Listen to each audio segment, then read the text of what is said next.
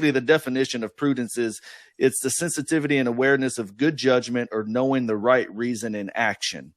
So would you want to talk a little bit on how Brazilian Jiu-Jitsu and wrestling and grappling type sports help a young person develop this prudence? Like on the mat itself? Yeah. Yeah. I mean, in no uncertain terms, prudence in the martial arts is the red line concept.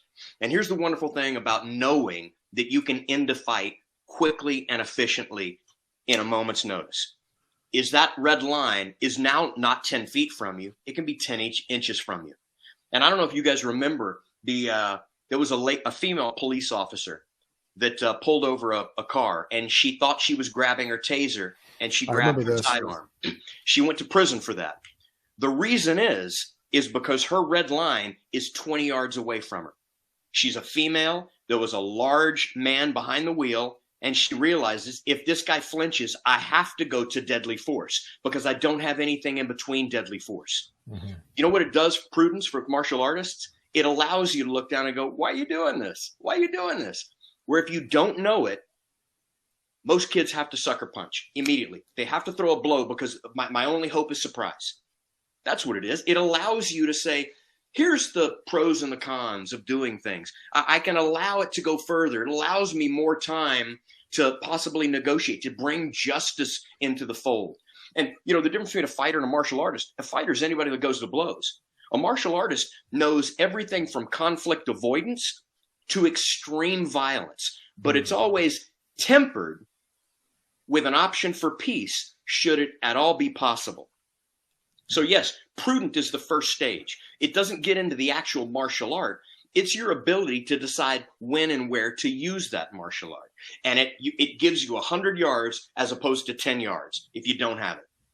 Yeah, and I see on the mat when kids are wrestling and stuff like that they're prudent because they have to make constantly right decisions under pressure, because if I do this, I'm going to get put on my back. If I do this, I'm going to lose position or whatever. So they're constantly, like we talked about earlier, they're in uncomfortable situations, still having to think under duress and make correct decisions, which again, you know, just like with lifting 300 pounds, I'm not going to be able to just to go out there. Most people aren't, at least, and lift 300 pounds. We have to work our way to that. Right. So when these young kids are on the mat making these decisions under duress, they're building little by little to where later in life they have a big decision to make. They've already built up that strength, that prudence to say, okay, this is the proper way to act. And that's why I see these type sports far better than any other sport in developing the virtue of prudence. Well, we always use it in terms of risk versus reward. It is the primary level of a child learning how to calculate risk versus reward. And just so you used a wrestling mat, you know, there's some coaches that you hear, you're always trying to score, always trying to score, always trying to score. I would violently disagree with that. If you are up by 10 points and somebody's on top in the third period, are you trying to escape or are you trying to not get pinned? Now, you're not trying to game the system and ride out a victory, but there is a time where you will take more chances. For example, if you're 10 points down and you're on top, you need to throw risk out. Maybe I'll get reversed, but I got to try to pin this person. So it makes you start to calculate. There is a time for taking a 20% possible move. And there's a time for not taking a 90% possible move, because that 10% could change things drastically. And it teaches kids overnight. They don't even know that the lesson that they're learning, but that has real world application the minute they step off the mat. Excellent point. Yeah.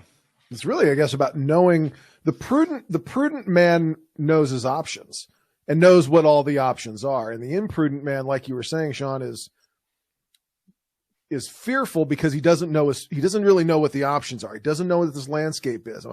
Am I about to get into this fight? Can I win? What if I can't? What are his skill sets and all that?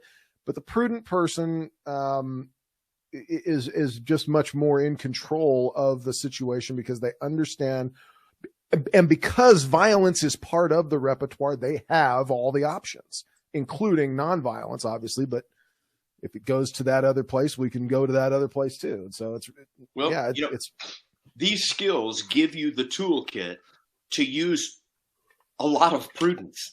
They give you the ability to use a lot. If you don't have the toolkit, you don't have the option.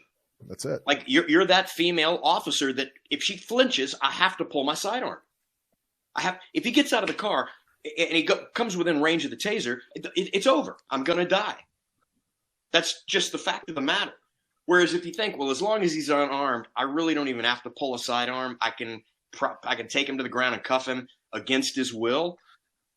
You could debate it left, right, and south and center, but we all know the answer to that. The toolkit gives you access to using prudence.